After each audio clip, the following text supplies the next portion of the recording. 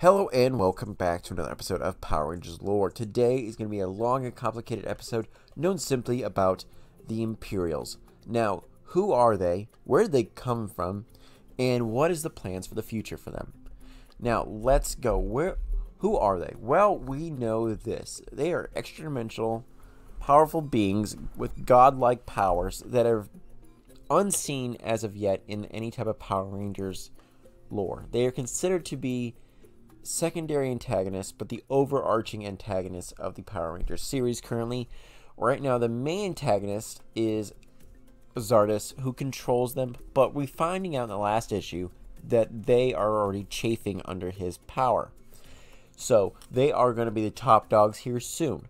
Now, who are they beyond that? We don't know too much. Now, what we know is from conjecture of an ancient prophecy found on the remains of the Red Emissary. And this is after doing some digging. They are hinted at several times of what they could possibly be, but it is in the remains that we do find something.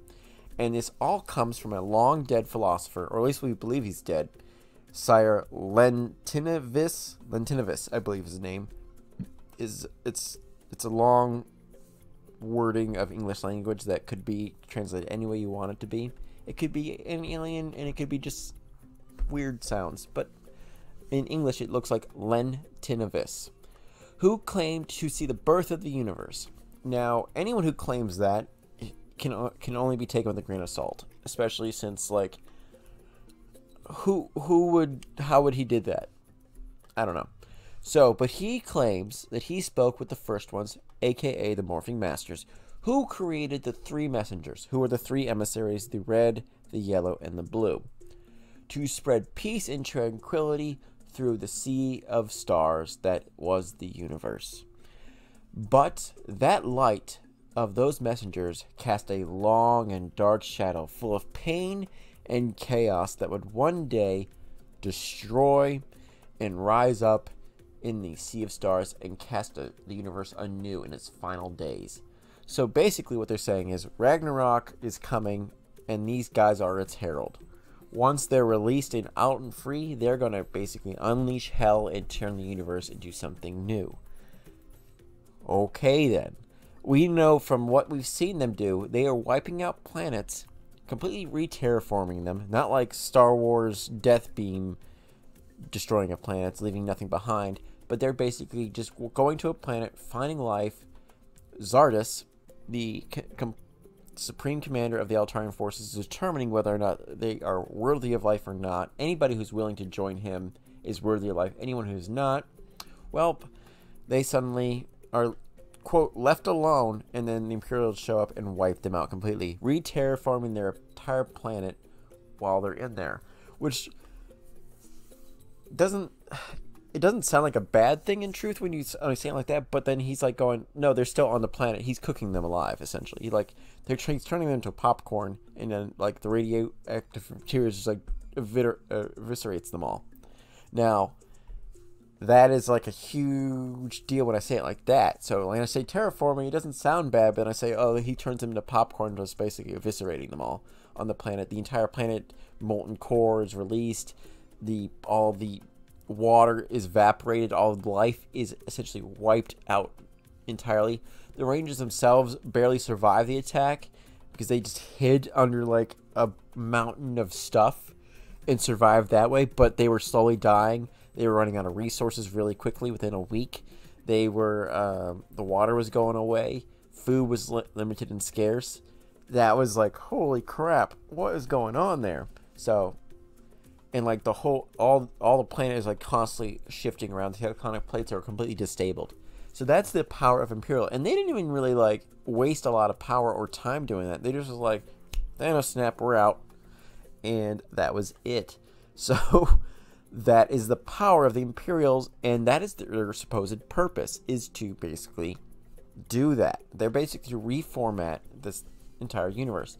Now, this seems like an overall mechanism for, like, life itself. You have, like, the nurturing nature and life and death. You have life springing out and death, like the endless cycle between the two. Now, what will happen with the Empyreals? We have several speculation on what they can do. They are definitely going to break free of Zardes. They've already said that they're chafing under his rule, but once they're free of him, they will basically do their true purpose, which is annihilate all life from this point on. Now, why would the Morphing Masters create them? Well, just like a lot of things, I don't think they thought that far ahead. They saw like, oh yeah, this force of good will not be able to like cause this. If you guys, we're gonna have several different references here. Have you guys ever seen Dark Crystal? And if you have, you will know that the Skeksis are essentially very similar to the Empyreals. Not as powerful, but the dark aspects of the two halves. So they were once two holes that were known as the, I'm going to mispronounce this even though I've heard it a million times, but I've mispronounced things like crazy. Skeeks. Now the Skeeks were divided into Skeksis and the Gentle Mystics. Now the Gentle Mystics are like the nice guys. They want to live with life. They keep it going. They don't really interfere with most things. And then meanwhile, the Skeksis are the ones involved with everything.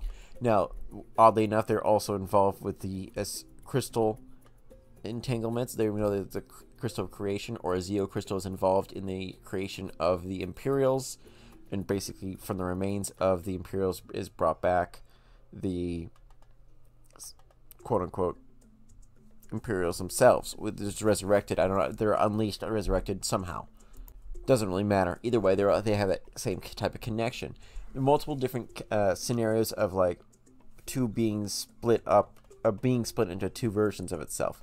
Now, I don't think in this regard that the emissaries are two beings. I think they basically, you can't have all good and not expect to make all make an opposite. The same thing is made when the Morphing Masters made the Dino Energems. The Dino Energems there have a lot to do with the same type of process. They create the Morphing Masters create these legendary gems. There's 10 of them, but there's a 11th that is just pure evil. It is basically, while they all are good, they're all really nice and happy eventually. Like, hey, guess what? These energems are gonna be super helpful, but out of that, all the opposite is even more powerful, one that basically contains them from doing all their quite good aspects. They're not able to access their full power, while this 11th gem, the Dark Energem, basically survives. So it's pretty interesting to watch all this and go, wow, okay, it's more interesting there.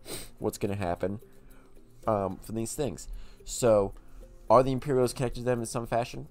I don't think they're connected directly, but it's just like all things that the Morphing Masters have made so far. They're kind of flawed. So what is going to happen in some aspects? We don't know. Basically, we got this Ragnarok scenario, and if you don't know what Ragnarok is, it is the end days of the gods for the North Pantheon, and that's what they basically seem to be setting up for the Power Rangers.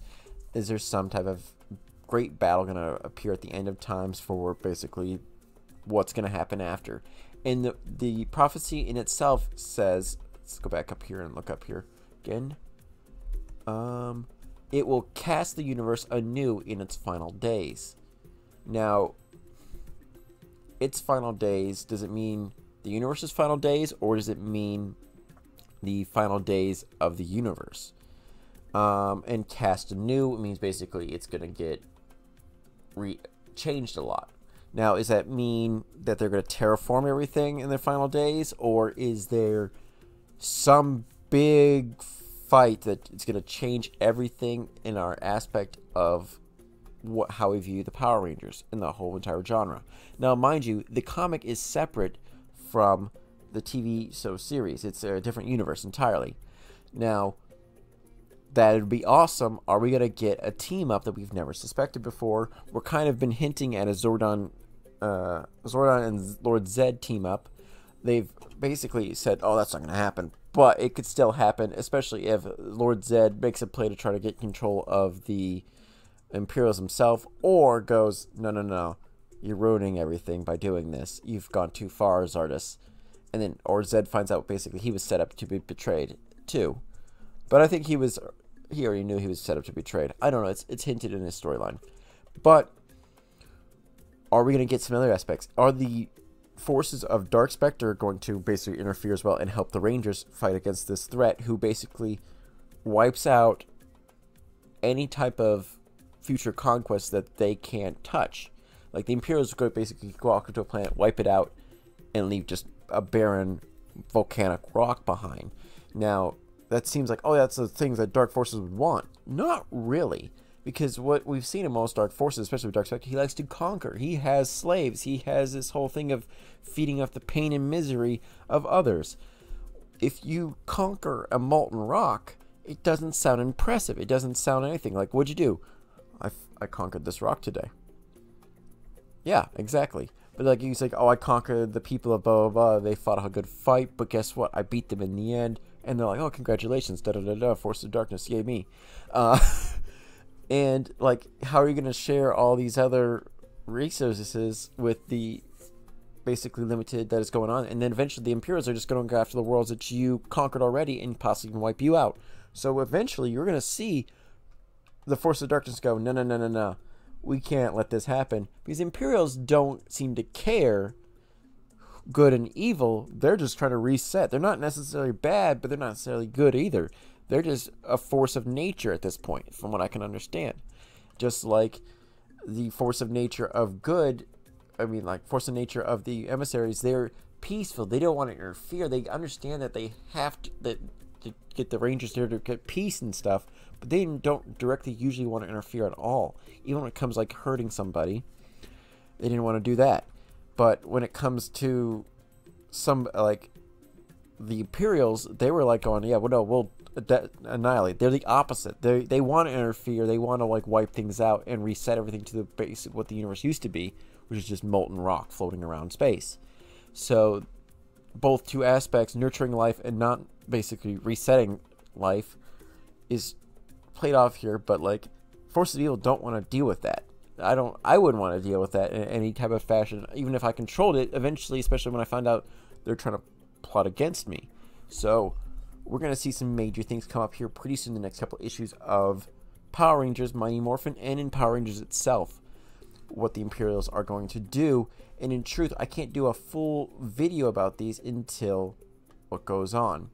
Now, and we know one thing for certain, the Imperials are a lot stronger than the emissaries, because the Imperials basically kill the emissaries by ripping them directly in half.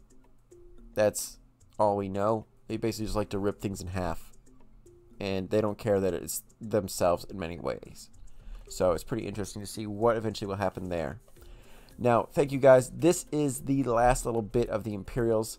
They are very strong and very deadly. They have powers of godlike potential, unseen power, unlike any other enemy before or in Power Rangers history. And I want to see a colossal fight between them and the Rangers, but I don't think that anything that the Rangers have currently, unless they summon all the Rangers to fight against them, could they even possibly do it? Now, that's why I say they have to call in allies. And even in issue 14 of Power Mighty Morphin, the Rangers are basically begging for help, and they said they're asking for any allies. Even with the Omega Rangers and the Mighty Morphin Rangers, we don't get any ideas. Now, it could be alluding to essentially the Zeo Crystal and the Zeo Rangers coming forth pretty soon, but I don't know how that's going to all trigger. We could get a new entire aspect of what's going on here. So let me know what you guys think. Give me some like, comments, and subscribing. Tell me what you guys want to see, what you guys expect to see, because it could go anywhere. We could get Force of Evil and Good teaming up to fight off the Imperials. We could get basically a new set of Rangers, the Morphin Masters appearing. We could get anything. Let me know what you guys want to see. Thank you guys. Have a good one, and may the power protect you always.